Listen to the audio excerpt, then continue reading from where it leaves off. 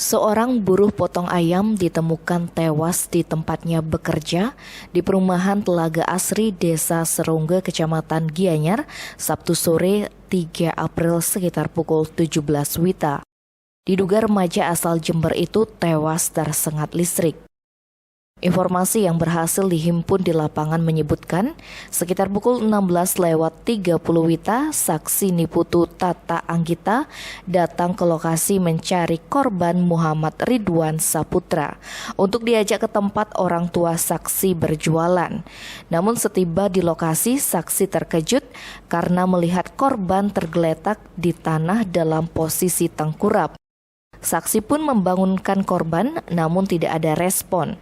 Selanjutnya, saksi pulang ke rumahnya untuk memberitahu saksi Wayan Siredane. Mereka pun kembali ke TKP. Saksi Siredane melihat ada kabel listrik terputus sehingga langsung mematikan kilometer listrik dan melaporkan peristiwa itu ke Polsek Gianyar.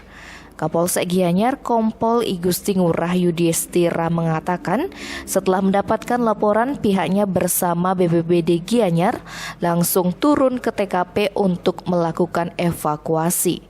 Pihaknya masih melakukan penyelidikan terhadap penyebab kematian korban, namun dugaan sementara korban meninggal dunia akibat tersengat listrik.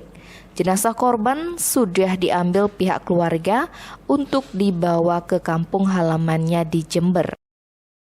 Tim Bali Express melaporkan.